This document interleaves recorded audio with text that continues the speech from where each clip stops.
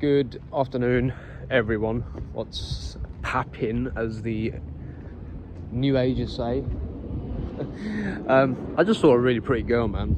I just saw a pretty girl. She was a pretty girl, bruv. But here's the beauty of it. I don't need to do anything, right? Like, younger me would see a pretty girl and be like, oh my God, I gotta get a number. How do I stop her? How do I do this? How do I do that? And it's like, bro, chill. Just chill, man. Like, women ain't going nowhere.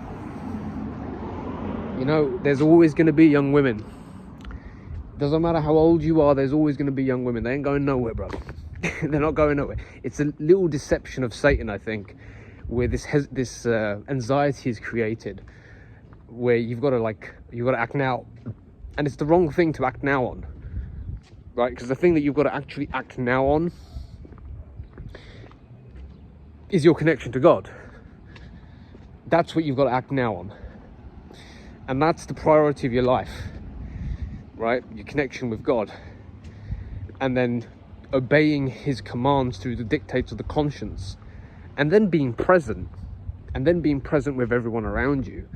And then doing good. And then doing acts of charity. And then doing acts of benevolence. And doing acts of goodness and kindness, and just being a light in the world as Christ commanded. That's kind of like what the urgency is, really, because that's what's going to matter, right? When you die, when you think to yourself, what did I not do with my life? Where did I go wrong? The girl ain't going to be the problem, I'm telling you now. The problem's going to be, did I spend time with my nan? Was I good to my family members and my friends? Was I good to my co-workers? A lot of people have this kind of attitude of, I don't care about my co-workers, they can go to hell. I mean, maybe they can go to hell, maybe they don't. I'd rather they don't go to hell. I'd rather they go to heaven. Heaven's a better place to go to than hell. You know, it doesn't matter if they're difficult to be with. It's my desire for them to go to heaven. I don't want them to go to hell, because me desiring them to go to hell makes me someone who then goes to hell as well, right? The sword cuts both ways.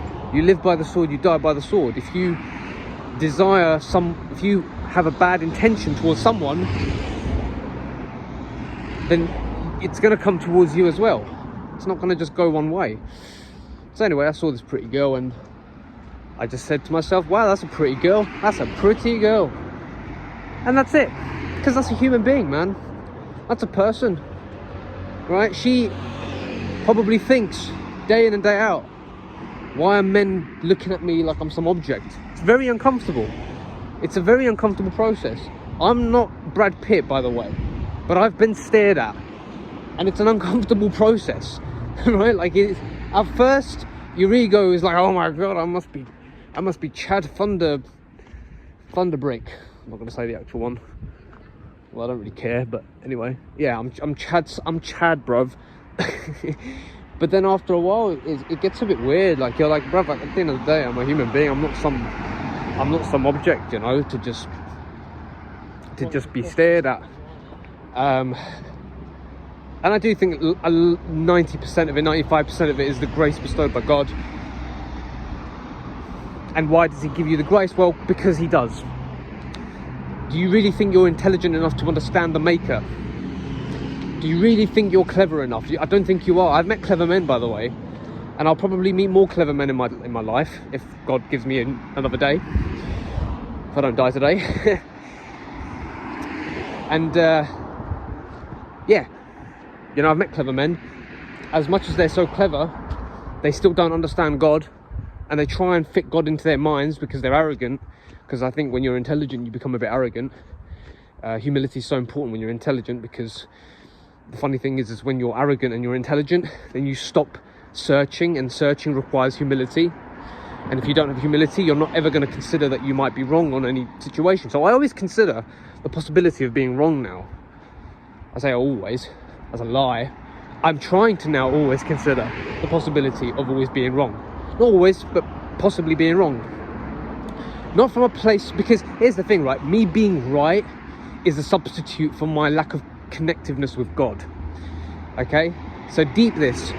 Because you are in a state of sin or disconnect, because that's what sin is. Sin is the disconnect from God.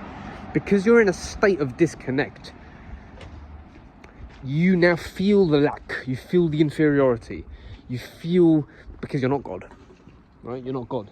So what do we do now? We do two things. We either try to become God in the external world. I say real world, that's not the real world. The external world, we try and become God through ambition. That's the best way for the ego to assert itself, right? And it's productive. It's not, I won't say I won't say it's something to be discouraged, because ambition has created the world as we know it. So that's one way of the ego's wanting to be God and be admired. The best example of this is the Pharaoh of ancient Egypt. He was a powerful, intelligent man who decided that I'm God, literally created himself, fashioned himself to be God, created all these statues, created all these great works, usually the sponsor of great architecture, usually a great mind. Like, usually they're quite intelligent, people who get that far. I mean, the ones who aren't intelligent or powerful, they kind of don't make it, do they? So the ones that do make it, they do believe they're gods, because they're like, I did it, nobody else did it, I did it. But then that's I love the story in the Bible about the Pharaoh and Moses, because the Pharaoh is the height of human power, the height of human intellectual, physical power. And he's the Pharaoh, right? Go to the British Museum and have a look at the statue of Ramses II. Or go to Egypt and go have a look at the statues of the pharaohs. And then you look at the mummies and you're like, that's this guy, like, they've written all this stuff about him. He conquered these people, he did this, he did that. And then you look at his mummy, you look at the statue. I mean, not the statue, you look at his mummy, his remains, his well preserved, mind you, remains. Just looks like a old man that's shriveled up. There's nothing impressive about that. So don't get me, I'm not trying to diminish the achievements. The achievements are remarkable, because I'm not able to, or haven't achieved those things. So they're remarkable achievements, and I'm in awe, and I'm like, wow. But I always look at that and I'm like, okay, but God created him still, right? God created this guy. And that story in the Bible about Moses and the Pharaoh is the story of a man like Moses, who is incredibly humble, but he's been sent by God to humble the Pharaoh, to humble this great, powerful man into worshipping the one true God, who then has his heart hardened by God, because the whole purpose of this story is for God to reassert himself on earth again. Not assert, but remind people about his presence. Now, a lot of people might look at that story and be like, that story is inhumane. It's inhumane. I think that's the one thing. And you get people like Richard Dawkins, who will look at the God of the ancient Bible or the Old Testament and be like, oh, he's a murderous, greedy, warmongering, jealous, horrific tyrant. He's worse than Hitler. Richard Dawkins doesn't understand humanity, and he doesn't understand divine principles either. Because from God's perspective, we're a creation. From God's perspective, we're made in his image. And then when we've deviated so far from that image, it's almost like us having created an AI project, and it's deviated from its original programming, and it's become a cancerous vessel. Now there's two things to do. We either respect the inherent worth of this AI, or we cancel the project and start again. And God does that in the Genesis story. But in this particular story, in the Egyptian one, when he kills the firstborn, it's to humble. That's what it is, man. It's to humble these people who have gotten so high, who think so high of themselves, that they can now enslave, torment, persecute people, and they don't think there's going to be any consequence. They've gone so high in their arrogance and self-exaltation, you're going to be humbled, right? I mean, even if you take God out of the equation, reality will humble you. There's no difference between the God and reality. From my particular perspective, it's the same thing, but there's a story behind my version, and it kind of gets a bit spiritual, whereas in the more scientific one, it's like you're always going to be reminded of your mortality. So even if you take God out of the equation and you just say, well, it's a story, what's the story trying to teach us? It's trying to teach us that we do not become arrogant, We don't persecute others, and we do not think that we're better than others. And then the story shows us that we're all in the firing line of mortality, of disease, of natural disaster. You know, the firstborn all dying. It could have been something in the water that just affected all the kids. I don't know. Anyway, spiritual war, that's what I'm trying to come at. Spiritual war, man. So getting to God is the first priority, and everything else is second, right? And the cross that we've been appointed to in the present moment is what we're to contend with. I used to always think that prayer was really banal. You know, the Our Father in heaven, hallowed be thy name. I always used to think that prayer was really banal and without substance. You know, it's not fiery, it's not with zest. If I try and pray by myself, I'll come up with all these flashy words and these emotions, and I want to achieve a deep sense of connection with God. That is all powerlessness, my friend, because our will is incredibly, infinitesimally, it's nothing actually compared to the will of God. It's nothing. It's not even infinite. It's just nothing compared to the will of God. And if we're praying to the creator of the universe, why are you praying to be made God? Why are you praying, like, oh, I want the strength for this, I want this? No. Thy will be done. You give it and you surrender it to God. Thy will be done.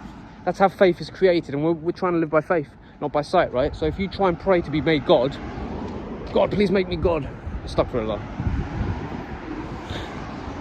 I'm using an Arabic term for the same thing.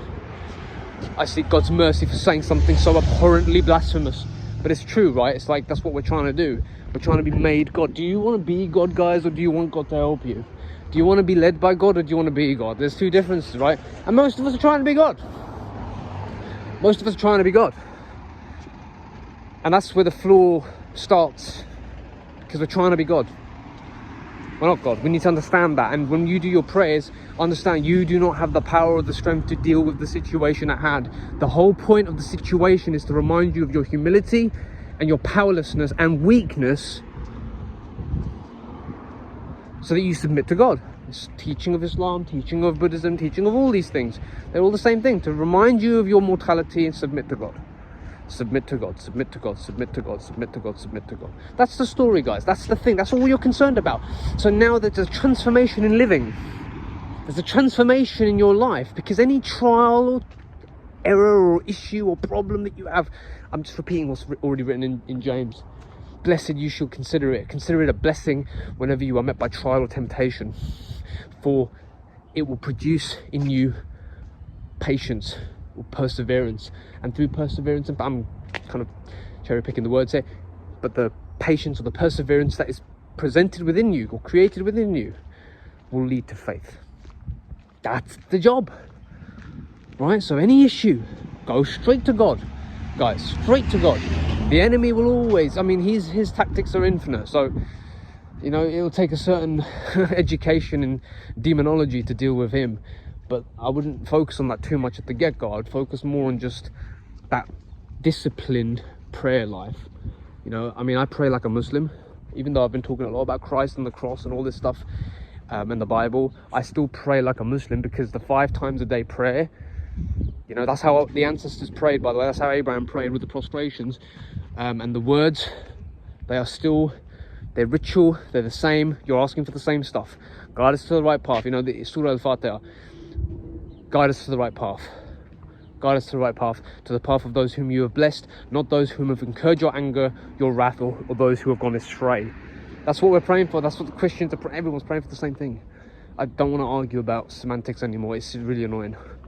Really annoying. I don't want to waste my time either doing that, because that's another distraction of the enemy, is to disunify and alienate believers in the one true God, believers in the truth, seekers of the truth. His job is to create divisions and factions and sects. Stupid.